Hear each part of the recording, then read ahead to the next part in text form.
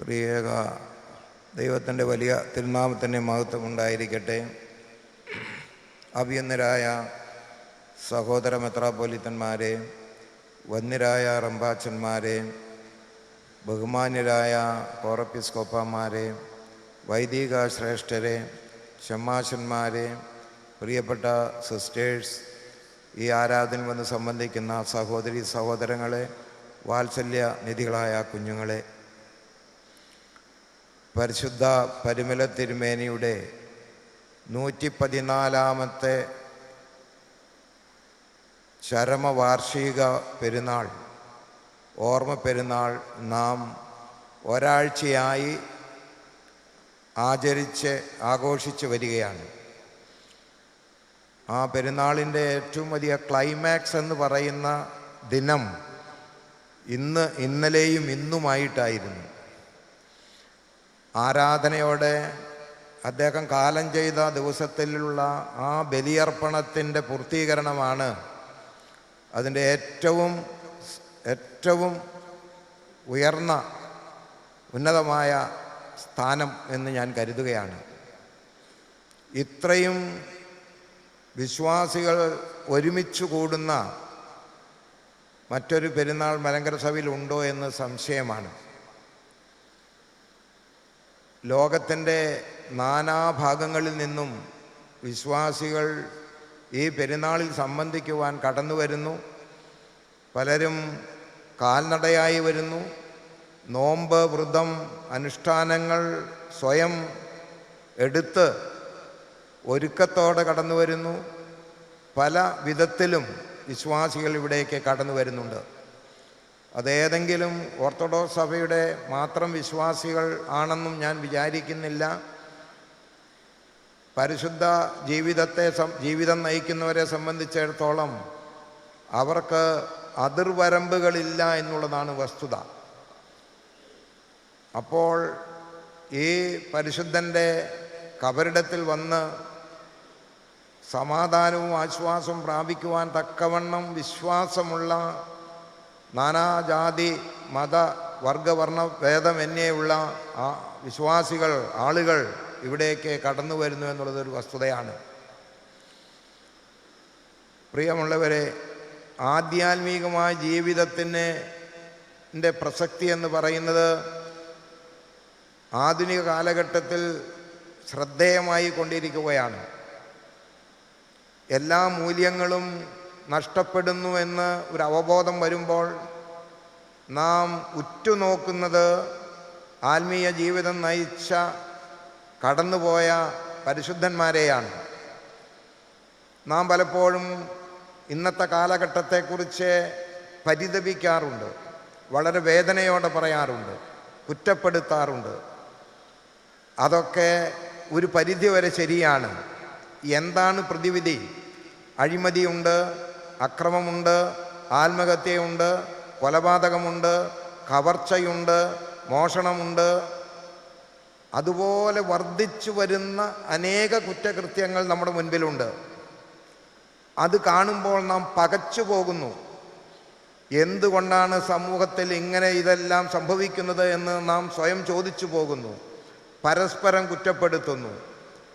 ഇങ്ങനെയുള്ള സന്ദർഭങ്ങളിൽ നമുക്ക് എവിടേക്കാണ് നാം ഉറ്റുനോക്കേണ്ടത് എന്ന് വളരെ ശ്രദ്ധയോടെ നാം വിലയിരുത്തണമെന്നാണ് എനിക്ക് ഓർപ്പിക്കാനുള്ളത്. അപ്പോഴാണ് പരിശുദ്ധ ജീവിതം നയിച്ച് പൂർവികന്മാരായി നമ്മുടെ കൺമുൻപിൽ ഇപ്പോൾ ദൃശ്യമായി കാണുവാൻ കഴിയാത്തതും അദൃശ്യമായി നമ്മോടൊപ്പമുള്ളവരായ മഹാപരിശുദ്ധ ജീവിതം നയിച്ച പിതാക്കന്മാരുണ്ട്. അതിൽ നാം ഏറ്റവും ശ്രദ്ധേയനായി കാണുന്നൊരു പിതാവാണ് പരിശുദ്ധ പരിമല തിരുമേനി. കാലഘട്ടത്തെ കുറ്റപ്പെടുത്തുന്നത് കൊണ്ട് പ്രയോജനമില്ല. കാലഘട്ടത്തിൻ്റെ എല്ലാ കുറ്റങ്ങൾ ഉണ്ടാകുന്നത് നമ്മുടെ തന്നെയാണ്.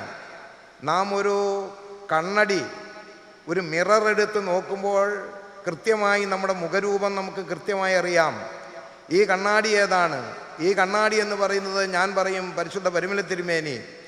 കണ്ണാടി കൊണ്ട് നമ്മുടെ മുഖം നോക്കുമ്പോഴാണ് നമ്മുടെ മുഖത്തുള്ള വടുക്കളും അതുപോലെ തന്നെ വികൃതങ്ങൾ എന്തെങ്കിലും രൂപത്തിൽ ഉണ്ടെങ്കിൽ അതറിയാൻ കഴിയുന്നത്. എന്നാൽ നമ്മുടെ മനസ്സിൽ വല്ല വൈകൃതങ്ങളോ ഏതെങ്കിലും വടുക്കളോ ഉണ്ടോ എന്ന് നോക്കുവാനുള്ള കണ്ണാടി എന്താണ്? ഞാൻ പറയും ആ കണ്ണാടി എന്ന് പറയുന്നത് പരിശുദ്ധ ജീവിതം നയിച്ച് പരിശുദ്ധ പരിമല തിരുമേനിയെ പോലെ ജീവിച്ച് മൺമറഞ്ഞ് സ്വർഗോന്നതങ്ങളിലേക്ക് കയറിപ്പോയ പിതാക്കന്മാരുടെ ജീവിതമാണ്. അതൊരു കണ്ണാടിയാണ് നമ്മെ സംബന്ധിച്ചിടത്തോളം. അത് വെച്ച് നമുക്ക് നമ്മെ തന്നെ വിലയിരുത്തുവാനായിട്ട് കഴിയും എന്നുള്ളത് നാം മറന്നു പോകരുത്. നാം ഒരിക്കലും ഒരു ലാഭേച്ഛ കൊണ്ടല്ല ഈ പെരുന്നാളിനെ വിശ്വാസികൾ കടന്നു വരുന്നത് അല്ലെങ്കിൽ വരേണ്ടത്. എന്തെങ്കിലും ഒന്ന് ലഭിക്കാനല്ല എന്ന് പറഞ്ഞാൽ അത് പൂർണ്ണ ശരിയുമല്ല. ദൈവസന്നിധിയിൽ നിന്ന് നമുക്ക് ആശ്വാസം ലഭിക്കണം. നമ്മുടെ ജീവിതത്തെ സ്വയം വിലയിരുത്താൻ നമുക്ക് കഴിയണം. നാം കാലഘട്ടത്തെ കുറ്റപ്പെടുത്തിക്കൊണ്ട് സ്വയം വിഷമിക്കാനുള്ളവരല്ല, എങ്ങനെയാണ് നമുക്ക് നന്നാകേണ്ടത് എന്ന് ചിന്തിക്കാനുള്ളവരാണ്. അങ്ങനെ നന്നാകേണ്ടത് എങ്ങനെയെന്ന് ചിന്തിക്കുമ്പോൾ നമുക്ക് ഒരു അനുകരണ മാതൃക ലഭിക്കാൻ തക്കവണ്ണം പരിശുദ്ധ പരിമല തിരുമേനിയുടെ ജീവിതത്തെ ഉറ്റുനോക്കിയാൽ നമുക്ക് കഴിയുമെന്നാണ് എനിക്ക് തോന്നുന്നത്. കേവലം 54 വർഷം മാത്രമേ ആ പരിശുദ്ധ പിതാവ് ലോകത്തിൽ ജീവിക്കാൻ കഴിഞ്ഞിട്ടുള്ളൂ അദ്ദേഹത്തിന്. അത് ശരിയായിരിക്കാം. പക്ഷേ എത്ര കാലം ജീവിച്ചു എന്നുള്ളതല്ലല്ലോ, എങ്ങനെ ജീവിച്ചു എന്നുള്ളതാണ്. ആ ജീവിതം മുഴുവനും തനിക്ക് വേണ്ടി മാത്രമായിരുന്നോ? അല്ല, മറ്റുള്ളവർക്ക് വേണ്ടിയായിരുന്നു. തനിക്ക് വേണ്ടി ഒന്നുമായിരുന്നില്ല എന്നാണ് എൻ്റെ വീക്ഷണം.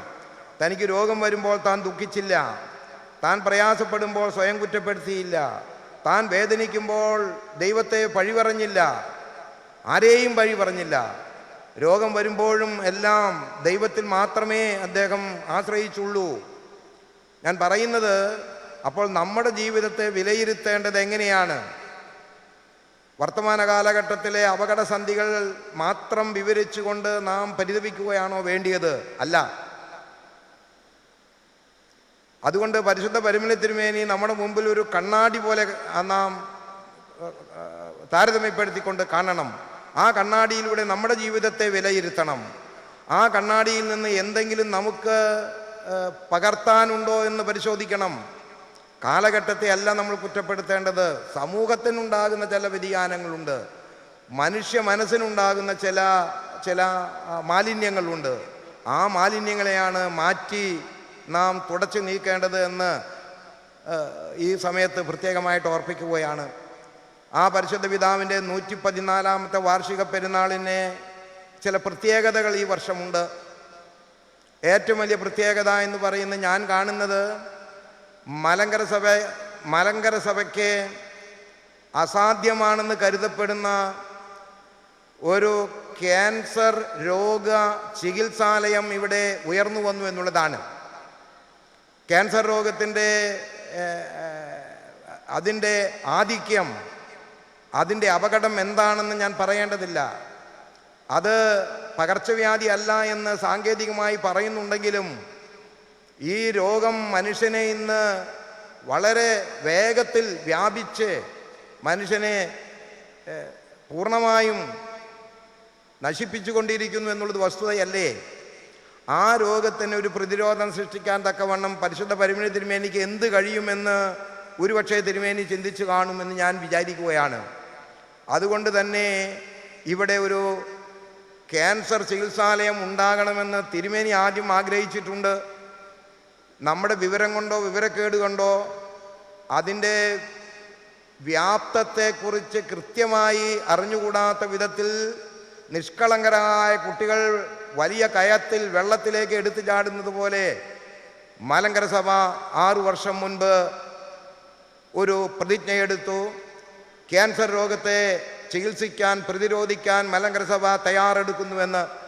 തയ്യാറെടുത്ത് കഴിഞ്ഞപ്പോഴാണ് അതിൻ്റെ വ്യാപ്തിയും അതിൻ്റെ ആഴവും അതിൻ്റെ പരപ്പും ബോധ്യമാകുന്നത്.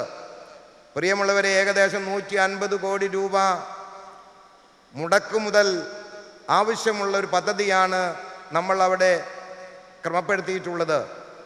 ഏകദേശം 125 കോടി രൂപ മുടക്കി കഴിഞ്ഞു. ഇനി ഒരു 25 കോടി രൂപയും കൂടി ആവശ്യമുണ്ട് എന്നുള്ളത് വസ്തുതയാണ്. സംഭാവനയായിട്ടും അതുപോലെ തന്നെ ലോൺ എന്ന നിലയിലുമൊക്കെ നമ്മുടെ വിശ്വാസികൾ ധാരാളം അതിലേക്ക് നൽകുന്നുണ്ട്. 10-25 കോടിയും കൂടെ നമുക്ക് ആവശ്യവുമുണ്ട്. ബാങ്കുകളിൽ നിന്ന് നമ്മൾ ലോൺ എടുത്തിട്ടുണ്ട്. ദ്രുതഗതിയിൽ അതിൻ്റെ നിർമ്മാണ പ്രക്രിയ നടത്തിക്കൊണ്ടിരിക്കുകയാണ്. ഈ നവംബർ മാസത്തിൽ 2 മഹാത്ഭുതങ്ങൾ അവിടെ നടക്കുന്നു. ഒന്ന്, നവംബർ 23-ാം തീയതി ആ ചികിത്സാലയം പരിശുദ്ധ എത്യോപ്യൻ ഓർത്തഡോക്സ് സഭയുടെ പരമാധ്യക്ഷനായിരിക്കുന്ന പരിശുദ്ധ പാത്രിയർക്കീസ് ബാവ തിരുമേനി ഇവിടെ വന്ന് അത് കൂദാശ ചെയ്ത് അത് മനുഷ്യരാശിക്ക് സമർപ്പിക്കുകയാണ്. അതൊരു അത്ഭുതമല്ലേ?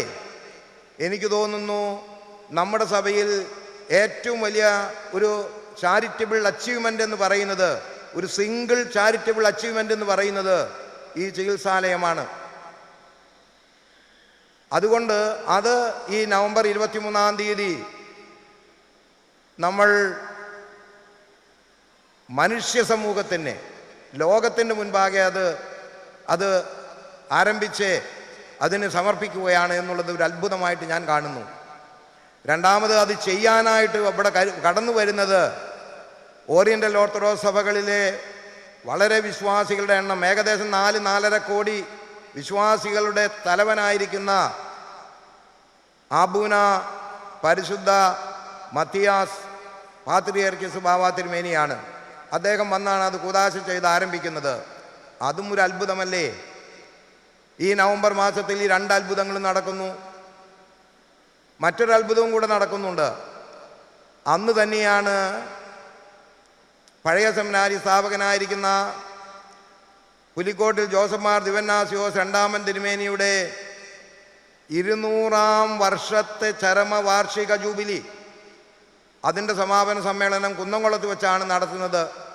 നവംബർ 20-ാം തീയതി ഞായറാഴ്ച 4 മണിക്ക് കുന്നംകുളത്ത് മലങ്കരയുടെ ഒരു മെഡിക്കൽ മിഷൻ ഹോസ്പിറ്റലിൻ്റെ ഒരു വലിയ ഗ്രൗണ്ടിൽ വെച്ച് ആ സമ്മേളനം നടത്തപ്പെടുകയാണ്. അതിനും പരമാവധി വിശ്വാസികൾ അവിടെ കടന്നു വരണം. ഒരു വിധത്തിൽ പറഞ്ഞാൽ കേരളത്തിൻ്റെ ഒരു വടക്കേ അറ്റം എന്ന് ഒരു കാലഘട്ടത്തിൽ പറഞ്ഞിരുന്നുവെങ്കിലും ഇന്നും വിശ്വാസികളുടെ ഒരു ശക്തമായ കേന്ദ്രമാണ് കുന്നംകുളം. എല്ലായിടത്തും അങ്ങനെ തന്നെ. പക്ഷേ ആ ഗ്രാമത്തിലേക്ക് അല്ലെങ്കിൽ ആ പട്ടണത്തിലേക്ക് നിങ്ങൾ ഏവരും നവംബർ 20-ാം തീയതി കടന്നു വരണമെന്ന് സ്നേഹപൂർവ്വം ഓർപ്പിക്കുകയാണ്, അറിയിക്കുകയാണ്, ക്ഷണിക്കുകയാണ്.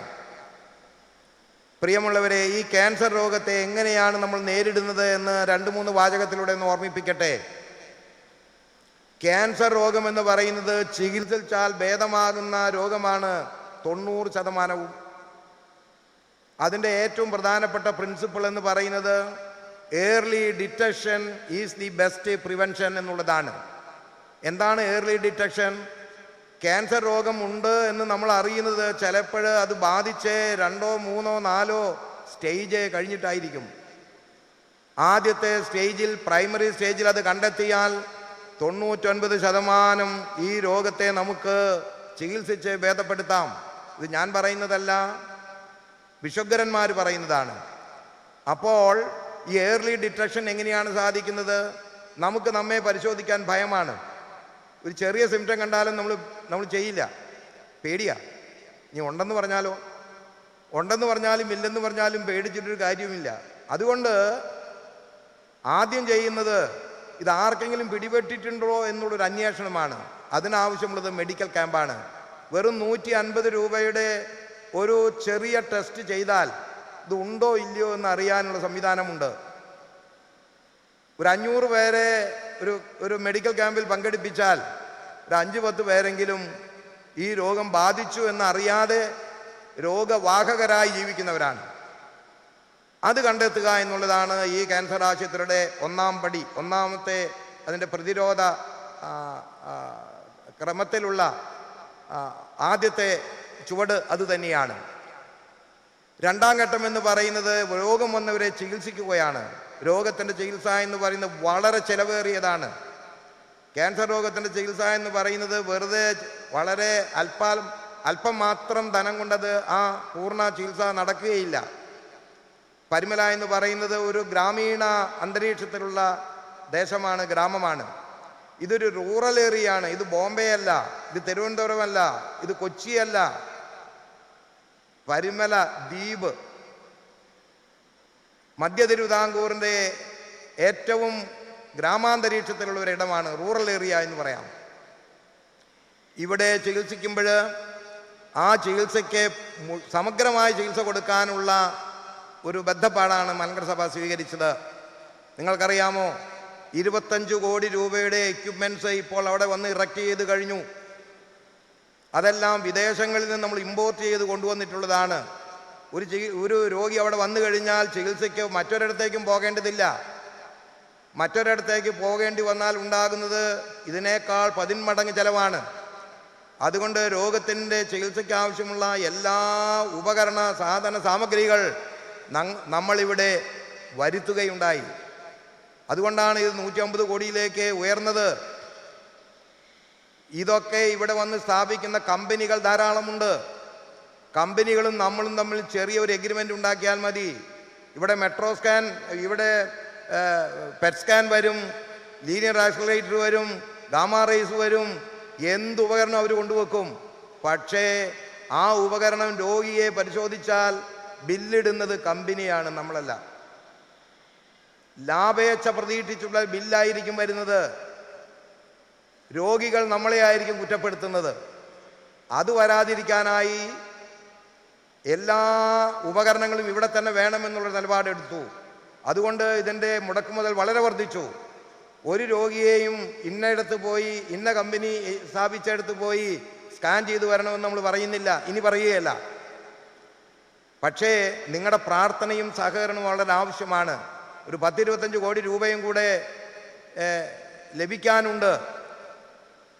ഞാൻ ഒരു മാസം മുമ്പ് ബോംബെയിൽ പോയപ്പോൾ ഡൊണേഷനും അതുപോലെ തന്നെ ലോണുമായിട്ട് 5 കോടി രൂപയാണ് ഭദ്രാസനം തന്നത്. തിരുവനന്തപുരം ഭദ്രാസനം തന്നത്, ഇപ്പോഴും തന്നത് 3 കോടി രൂപയാണ് ലോൺ എന്ന നിലയിൽ. 2-2.5 കോടി രൂപ നിരണം ഭദ്രാസനം നൽകുകയുണ്ടായി. 1.25 കോടി രൂപ കൊല്ലം ഭദ്രാസനം നൽകുകയുണ്ടായി. 1.5 കോടി രൂപ തുമ്പമൺ ഭദ്രാസനം തരികയുണ്ടായി. എൻ്റെ ഓർമ്മയിൽ നിന്ന് പറയുന്നതാണ് ഇതൊക്കെ. തന്ന ഭദ്രാസനങ്ങൾ ഇനിയും ഉണ്ട്, അതെല്ലാം എനിക്ക് ഓർമ്മയില്ല. ഞാൻ പറയുന്നത് സഹകരിക്കുന്ന രീതി നിങ്ങളെന്നെ അറിയിച്ചെന്ന് മാത്രമേ ഉള്ളൂ. എന്തിനേറെ പറയുന്നു, കാര്യമായിട്ടൊന്നും ലഭിക്കയില്ല എന്ന് വിചാരിച്ച തൃശ്ശൂർ ഭദ്രാസനം പോലും 50 ലക്ഷത്തോളം രൂപ ഡൊണേഷനും ലോണുമായിട്ട് നമുക്ക് നൽകി എന്നുള്ളതാണ്. അപ്പോൾ ജനങ്ങളുടെ മനസ്സിൽ ഇതിനൊരു ആവശ്യബോധമുണ്ടെന്നാണ് ഞാൻ ഗ്രഹിക്കുന്നത്. ദൈവം നമ്മെ കൈവിട്ടിട്ടില്ല. പരിശുദ്ധ പരിമല തിരുമേനിയാണ് ഇപ്പോൾ ഈ ക്യാൻസർ സ്ഥാപനത്തിൻ്റെ, ഈ ആശുപത്രിയുടെ ചീഫ് എക്സിക്യൂട്ടീവ് ഓഫീസർ. അവിടെ ഒരു പൗലൂസച്ചൻ എന്ന പേരിൽ ഒരു അച്ഛനെ ഞങ്ങൾ ആക്കി വെച്ചിട്ടുണ്ട്. അദ്ദേഹത്തിൻ്റെ മീതെ ഒരു എക്സിക്യൂട്ടീവ് ഓഫീസറുണ്ട്, അത് പരിമല തിരുമേനിയാണ്. വേണ്ടത് വേണ്ട നേരത്ത് തോന്നാനും വേണ്ടത് വേണ്ട നേരത്ത് ചെയ്യാനും കുരുക്കുകൾ അഴിയാനും ഒക്കെ തിരുമേനി ചെവിയിൽ വന്ന് പറയുന്നത് പോലെയാണ് കാര്യങ്ങളുടെ കിടപ്പ്. നിങ്ങൾ പണം കൊടുത്താലും കൊടുത്തില്ലെങ്കിലും അവിടെ ഒന്ന് ചെന്ന് കണ്ട് തിരിച്ചു പോയാൽ നല്ലതാണ്. ഇത് പരിമല തിരുമേനിയുടെ ഒരു ആഗ്രഹത്തിൻ്റെ സിദ്ധി ഇതാണെന്ന് ഞാൻ വിചാരിക്കുന്നു. കാരണം തിരുമേനി ജീവിച്ചിരിക്കുമ്പോൾ തിരുമേനിക്ക് രോഗസൗഖ്യം നൽവരമുണ്ടായിരുന്നു. ഏത് രോഗം ബാധിച്ചവൻ്റെയും ശിരസിൽ തൻ്റെ കൈകൾ വെച്ച് പ്രാർത്ഥിച്ചാൽ അവിടെ സൗഖ്യം ലഭിക്കുമായിരുന്നു. അവിടെ മറ്റു ഉപകരണമൊന്നും വേണ്ട, അവിടെ സ്കാനിങ് വേണ്ട, അവിടെ MRI വേണ്ട, അവിടെ പെറ്റ് സ്കാൻ വേണ്ട, ഗാമ റേസ് വേണ്ട. അതെന്തുകൊണ്ടാണ്? അത് ദൈവത്തിൻ്റെ ആലോചനയോടെയാണ് ആ കൈവച്ച് പ്രാർത്ഥിക്കുന്നത്. അപ്പോൾ ഈ പെരുന്നാൾ കഴിഞ്ഞ് മടങ്ങിപ്പോകുമ്പോഴേ നിങ്ങൾ അത്രടമെന്ന് പോയിട്ട് ഈ കാതോലിക്ക ബാബ ഇവിടെ വിളിച്ചു പറഞ്ഞൊരു വല്ല നുണയുണ്ടോ എന്ന് ആദ്യം ഒന്ന് അന്വേഷിക്കും. തിരുമേനിക്ക് ആളെ കാണുമ്പോൾ ആവേശമാണ്, എന്തെങ്കിലുമൊക്കെ വിളിച്ചു പറയും. അത് വെളിവില്ലാതെ വിളിച്ചു പറയുന്നതാണോ പറയുന്ന നേരാണോ എന്ന് അതിലൊന്ന് പോയിട്ട് ഒന്ന് ക്രോസ് ചെക്ക് ചെയ്താൽ നല്ലതായിരിക്കും. 10-25 കോടി രൂപയും കൂടെ 2 ആഴ്ച കൊണ്ട് നമുക്ക് ആവശ്യമുണ്ട്. ഇല്ലാത്തവരൊന്നും തരേണ്ടതില്ല. അവർ തന്നതായിട്ട് ഉടനെ തമ്പുരാൻ കണക്ക് കൂട്ടും. 2 പൈസയാണ് ഒരു സാധുവായ സ്ത്രീ ഭണ്ണാരത്തിലിട്ടത്. തമ്പുരാൻ പറഞ്ഞു, ആ സാധു സ്ത്രീയുടെ കാണിക്കയാണ് ഏറ്റവും വലിയ കാണിക്ക എന്ന് പറഞ്ഞു. ഇപ്പോൾ ഈ ആശുപത്രിക്ക് പണം നൽകുന്നവർ 2-3 തരത്തിലുള്ളവരാണ്. നൽകുന്നവരും നൽകാത്തവരുമുണ്ട്. ഇല്ലായ്മയിൽ നിന്ന് തരുന്നവരുണ്ട്. അവരുടെ കയ്യിൽ തരാനില്ല, പക്ഷെ ആവേശം കൊണ്ട് അവർക്ക് സഹിക്കാൻ വയ്യാത്തതും തരാൻ വയ്യാത്തതുമായ തുക തരുന്നവരുണ്ട്. ഉള്ളതിൽ നിന്ന് തരുന്നവരുണ്ട്. 10-14 കോടി രൂപ വരെ ചില വ്യവസായ ഗ്രൂപ്പ് നമുക്ക് തന്നിട്ടുണ്ട്. ഓർത്തഡോക്സുകാർ ഡൊണേഷനായിട്ടും ലോണായിട്ടും. ലോണൊക്കെ വളരെ നിസ്സാരമായിട്ട് റിട്ടേൺസേ അവർ പ്രതീക്ഷിക്കുന്നുള്ളൂ, പ്രതിഫലമേ പ്രതീക്ഷിക്കുന്നുള്ളൂ. അപ്പോൾ ഇല്ലായ്മയിൽ നിന്ന് തരുന്നവരുണ്ട്, ഉള്ളതിൽ നിന്ന് തരുന്നവരുണ്ട്, ഉണ്ടായിട്ടും തരാത്തവരുമുണ്ട്. അതെല്ലാം എല്ലായിടത്തും എല്ലാ കാലത്തും ഉള്ളതാണ്.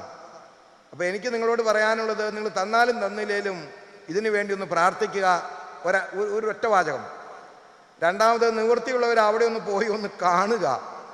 ഈ കാതോലിക്ക ബാവ ഈ ഇവിടെ ഇരുന്ന് പറയുന്നത് വല്ലതിലും ന്യായമുണ്ടോ, പറയുന്നതൊക്കെ നേരാണോ എന്നൊന്ന് ക്രോസ് ചെക്ക് ചെയ്ത് നോക്ക്.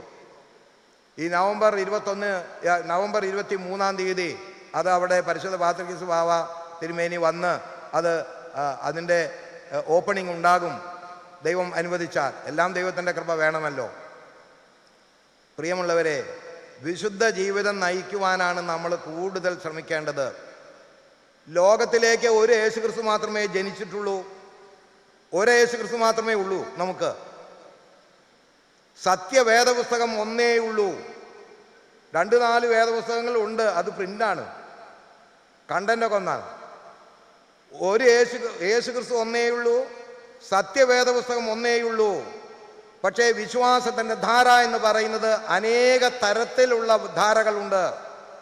മലങ്കര ഓർത്തഡോക്സ് സുറിയാനി സഭയുടെ വിശ്വാസധാരയ്ക്ക് 2000 വർഷത്തെ പഴക്കമുണ്ട്. അത് കർത്താവ് ഉയർത്തെഴുന്നേറ്റ് സ്വർഗാരോഹണം ചെയ്ത നാളുകളിൽ നിന്ന് ആരംഭിച്ച വിശ്വാസത്തിൻ്റെ തെരുവിലൂടെയാണ് നമ്മൾ പോകുന്നത്. ആ വിശ്വാസത്തിൻ്റെ വ്യത്യസ്ത പാതകളുണ്ട്.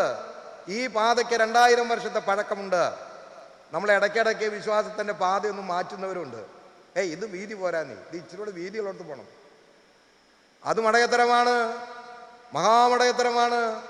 കാരണം അങ്ങനെയാണെങ്കിൽ പരിശുദ്ധ പരിമള തിരുമേനിക്ക് തെറ്റുപറ്റിയിട്ടുണ്ട്, ബസേലിയോ എൽദോ ബാവായിക്ക് തെറ്റുപറ്റിയിട്ടുണ്ട്, മർത്തോമാ ശ്ലീഹായ്ക്ക് തെറ്റുപറ്റിയിട്ടുണ്ട്, നിങ്ങൾ പറയുന്നത് ശരിയാണെങ്കിൽ. അതുകൊണ്ട് വിശ്വാസത്തിൻ്റെ വഴികൾ ഒരിക്കലും വ്യത്യാസപ്പെടുത്തേണ്ടതില്ല.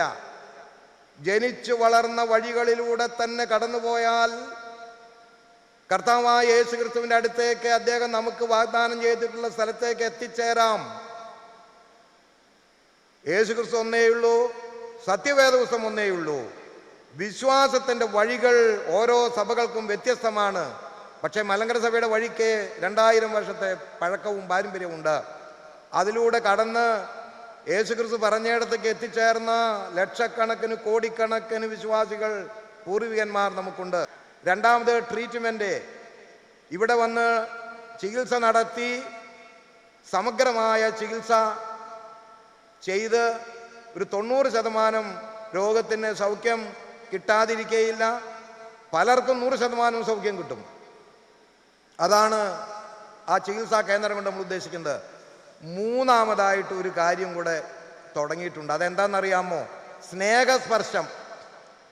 നിർധനരായ രോഗികൾ വരുമ്പോൾ ഈ ചികിത്സ വേണമെന്ന് ആഗ്രഹമുണ്ട്, തീരെ അവർക്ക് സാമ്പത്തികമായിട്ട് ഒന്നും തന്നെ ഇല്ല. അങ്ങനെ വരുന്ന ആളുകളെ സഹായിക്കാനുള്ള ഒരു വലിയ സ്നേഹസ്പർശം എന്ന പേരിൽ ഒരു ഫണ്ട് ഇവിടെ രൂപീകരിച്ചു കൊണ്ടിരിക്കുകയാണ്. 5 കോടി രൂപയാണ് അത് അങ്ങനെ രൂപീകരിക്കാൻ നമ്മൾ പ്രതീക്ഷിക്കുന്നത്. ധാരാളം വിശ്വാസികൾ അതിലേക്ക് തരുന്നുണ്ട്. അത് കെട്ടിടം പണിയാനല്ല, ഉപകരണം മേടിക്കാനല്ല, ഡോക്ടർമാർക്ക് ശമ്പളം കൊടുക്കാനല്ല, ഒന്നുമല്ല. അത് പാവപ്പെട്ട രോഗികൾക്ക് സഹായധനം നൽകാനാണ്. തീരെ സാമ്പത്തികമായി ഞെരുക്കമുള്ളവരെ രോഗത്തെ ചികിത്സിച്ച് അതീവ ദാരിദ്ര്യത്തിലേക്ക് ചെന്ന് വീഴുന്ന അപകടങ്ങളുണ്ട്. നിങ്ങൾക്കറിയാം, 2 സെന്റ് സ്ഥലം കാണും, മാതാവും പിതാവും കുഞ്ഞുങ്ങളുമായിട്ട് ജീവിക്കുമ്പോൾ അവിടുത്തെ ആർക്കെങ്കിലും പ്രധാനപ്പെട്ട വ്യക്തിക്ക് രോഗം വന്നു കഴിയുമ്പോൾ ആ 2 സെന്റും വിറ്റ് അവരെ ചികിത്സിക്കും, രോഗസൗഖ്യം ലഭിക്കുമെന്ന് വിചാരിച്ചേ. രോഗസൗഖ്യം ലഭിക്കുകയില്ല എന്നൊരു വിഷഗ്രൻ പറയില്ല. അത് മെഡിക്കൽ എത്തിക്സിന് എതിരാണ്. ചികിത്സിക്കും, അവസാനം 2 സെന്റും പോയി, ഒന്നുമില്ല, വെറും അവർ തെരുവിലേക്ക് ഇറങ്ങേണ്ടി വരും. അങ്ങനെയുള്ളവരെ സഹായിക്കാനുള്ള ഒരു വലിയ പദ്ധതിയും കൂടെ ഇവിടെ ആവശ്യമുണ്ട്. അല്ലെങ്കിൽ എങ്ങനെയാണ് പരിമല തിരുമേനിയുടെ വാക്കുകൾ നമുക്ക് പൂർണ്ണമായിട്ട് നിറവേറ്റാൻ പറ്റുന്നത്? ഏറ്റവും വേഗത്തിൽ ഒരു 5 കോടി രൂപ അതിനു വേണ്ടി മാറ്റിവെച്ച് അതിനുവേണ്ടി ജനങ്ങൾ നൽകുന്നുണ്ട്. സ്നേഹസ്പർശം എന്നാണ് അതിൻ്റെ പേര്. അത് രോഗികളെ സഹായിക്കാനും ചികിത്സിക്കാനും വേണ്ടി മാത്രമുള്ള തന്നെ സഹായമാണ്. അങ്ങനെ ഈ 3 വിധത്തിലാണ് ഈ രോഗത്തെ മലങ്കര സഭ നേരിടുന്നത് എന്ന് ഞാനൊന്ന് ഓർപ്പിച്ചെന്ന് മാത്രം. ദീർഘമായ പ്രസംഗത്തിന് സമയമല്ലെന്നറിയാം, എങ്കിലും കാര്യങ്ങളുടെ ഇത് നിങ്ങൾ അറിയേണ്ടതുള്ളത് കൊണ്ട് ഇത്രയും പേരെ എനിക്ക് ഒരുമിച്ച് കിട്ടുമോ? ഇത്രയും പേര് സദാസമയം ഓൺലൈൻ കാണുമോ? ചാനൽ കാണുമോ? ഫേസ്ബുക്കിലൂടെ വായിക്കുമോ? ഫേസ്ബുക്ക് എത്ര പേര് വായിക്കും? ഇതിൽ 10% വായിക്കുമോ? ഫേസ്ബുക്ക് വായിക്കാത്ത ഒരാളാണ് ഞാൻ. അപ്പോൾ എൻ്റെ കൂടെ ഞാൻ കുറേ ആളുകൾ കാണുമെന്ന് എൻ്റെ വിചാരം. അതുകൊണ്ടാണ് ഞാൻ ഇതൊക്കെ ഇങ്ങനെ വിളിച്ചു പറയുന്നത്. ഇതൊക്കെ നേരാണോ എന്ന് ആദ്യം ഒന്ന് അന്വേഷിക്കേ. ഞാൻ ഈ പറഞ്ഞതിൽ എന്തെങ്കിലും അസത്യം പറഞ്ഞിട്ടുണ്ടോ എന്ന് ബന്ധപ്പെട്ടവരോട് ചോദിക്കേ. പിന്നെ ഒരു കാര്യം പറയാം, ഇവിടെ ക്യാൻസർ ആശുപത്രി തുടങ്ങിയെന്ന് പറഞ്ഞാൽ സർവമാന മനുഷ്യർക്ക് ഇവിടെ ജോലി കിട്ടുമെന്ന് പറഞ്ഞുകൊണ്ട് ആരും വരരുത്. The fittest person is the only eligible man to be appointed. അല്ലെങ്കിൽ ക്യാൻസർ ആശുപത്രി ആവിയായിട്ട് പോകും. അർഹന്മാരും യോഗ്യന്മാരും ഉള്ളവരെ മാത്രമേ അത് എടുക്കാൻ ഒക്കുള്ളൂ എന്നുള്ള കാര്യവും ഞാൻ ചേർത്ത് പറയുകയാണ്. കാരണം ഒരുപാട് സമ്മർദ്ദം വരുന്നുണ്ട്. ആരോടും സ്നേഹക്കുറവുണ്ടായിട്ടല്ല, സ്നേഹമുണ്ട്. പക്ഷേ ആ മാനദണ്ഡം വെച്ച് മാത്രമേ അത് എടുക്കാൻ ഒക്കുള്ളൂ എന്നും കൂടെ ഞാൻ ചേർത്ത് പറയും, ദീർഘിപ്പിക്കുന്നില്ല. പരിശുദ്ധ പരിമല തിരുമേനിയെ കണ്ട് നമ്മുടെ ജീവിതത്തെ വിലയിരുത്തുക. സമൂഹത്തെ കുറ്റപ്പെടുത്താതെ, മക്കളെ കുറ്റപ്പെടുത്താതെ, അക്രമത്തെയും അനീതിയെയും കുറ്റപ്പെടുത്താതെ അതൊക്കെ അവിടെ ഉണ്ടാകട്ടെ. അങ്ങനെ ഉണ്ടാകുമ്പോഴും ഞാൻ എന്ത് വേണമെന്ന് എന്നോട് ചോദിക്കുക. അതിന് പരിമല തിരുമേനിയുടെ കണ്ണാടി ഉപയോഗിക്കുക, പരിമല തിരുമേനിയാകുന്ന കണ്ണാടി ഉപയോഗിക്കുക. എന്നിട്ട് നമുക്ക് മുന്നോട്ട് പോകാം. നിങ്ങളുടെ പ്രാർത്ഥനയാണ് ഏറ്റവും വിലപ്പെട്ട കാഴ്ചയും കാണിക്കയും. അത് ധാരാളം നൽകുക. ഇവിടെ വന്ന് പരിമല തിരുമേനിയോട് നിങ്ങളുടെ സങ്കടങ്ങൾ പറഞ്ഞ് നിങ്ങളുടെ മനസ്സിൻ്റെ ഭാരം ഇറക്കി വെക്കുക. തിരുമേനി നിങ്ങളെ കൈവിടുകയില്ല, ദൈവം നിങ്ങളെ കൈവിടുകയില്ല. അതുമാത്രമാണ് ആത്യന്തികമായൊരു ഉറപ്പായിട്ട് എനിക്ക് നിങ്ങളോട് പറയാനുള്ളത്. ദൈവമായ കർത്താവ് നിങ്ങളെ വാഴ്ത്തി അനുഗ്രഹിക്കട്ടെ.